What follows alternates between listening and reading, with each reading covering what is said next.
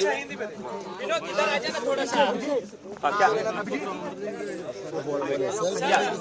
एक सेकंड यार, मैं ना वो पॉलिटिशियन हूँ नहीं जिसको डिस्टर्बेंस के बाद में ना बोल सकता है वो। मैं बहुत मतलब मैं भूल जाता हूँ, तो आप लोग प्लीज थोड़ा शांत रहिए, क्योंकि मुझे समझ नहीं आता फिर बोलना चाहिए।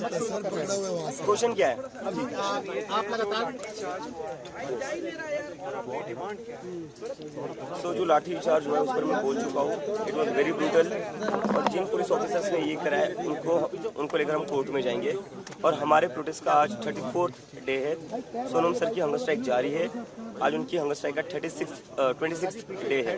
तो जब तक हमारी डिमांड्स पूरी नहीं होती तब तक हमारा प्रोटेस्ट जारी रहेगा। But we are requesting Sonam sir to end his hunger strike because we can not afford to lose his life.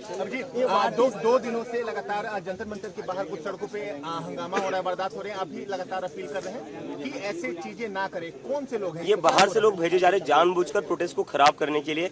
हम यहाँ पर 1 महीने से बैठे हुए थे, 1 महीने में ऐसी कोई वारदात नहीं हुई। लेकिन अब क्या हो रहा है, जैसे ये प्रोटेस्ट बड़ा हो गया है तो ये बाहर से गुंडे भेजे जा रहे हैं बीजेपी द्वारा जानबूझकर लोगों को उकसाने के लिए। और यही लोग हैं जो पथराव कर रहे हैं बीजेपी के। पुलिस यहाँ पर पत्थरों के ट्रक लाकर रखती है, बीजेपी के गुंडे आते हैं, वो पत्थरबाजी करते हैं और फिर कॉकरोच जनता पार्टी के लोगों को बदनाम करते हैं। Abhijit ji, what about the discussion? The central cabinet ministers are saying door is open. Our door, Jantar Mantar's door is also open. Abhijit तिपकेजी, तुमची आता भूमिका काय नक्की नेमकी? तुम्ही आंदोलनावरती ठाम आहात, परंतु चर्चेसाठी तुम्हाला बोलवण्यात आलेलं आहे.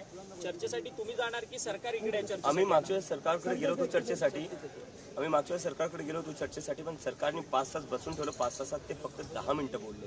तर त्यांनी एका प्रकारे आमचा पूर्ण टाइम वेस्ट केलेला आहे. आता जर सरकारला चर्चा करायची असेल तर ही सरकारच्या घरी होणार नाही. आता ती जंतर परंतु तिपकेजी, या आंदोलनामध्ये अनेक वेगळ्या शक्ती देखील घुसलेल्या आहेत. तुमचं आंदोलन बिघडवण्याचं काम करतात आहेत आणि या सगळ्या आंदोलन बिघडवत असताना पोलिसांचा देखील सौम्य लाठीचार्ज जो आहे तो आंदोलकांवरती होताना पाहायला मिळतो. काय सांगाल या संदर्भात? जे लोक इथं उत्मात करतात पोलीस त्यांना काही करत नाही. जसं 12-12 वर्षांच्या मुलींवर लाठीमार करतायत, ते 15-15 वर्षांच्या मुलींचे कपडे फाडून त्यांना मारतायत. पण जे सिव्हिल ड्रेसमध्ये काही लोक दगडफेक करत होते आणि असं पाहण्यात आले की काही पोलीसवाल्यांनी सुद्धा गाड्या फोडलेल्या आहेत. तर सिव्हिल ड्रेसमधल्या पोलिसांनी गाड्या फोडल्या, त्याची व्हिडिओ आलेली आहे. तर पोलीस कुठं ना कुठं कॉम्प्रोमाइज्ड आहेत. पोलीस कुठं ना कुठं जे बाहेरून गुंडे येत आहेत त्यांच्यासोबत मिळून हे फुटेजला डिस्टर्ब करायचा प्रयत्न करतात. तिपकेजी, महाराष्ट्रात देखील मोठ्या प्रमाणात आंदोलन होताना पाहायला मिळतं. मुंबईमध्ये राज ठाकरे, आदित्य ठाकरे किंवा अमित ठाकरे हे सगळेजण आता आंदोलनात सक्रियपणे सहभागी होतात आहेत. आंदोलक मुलांच्या पाठी उभे राहतात आहेत.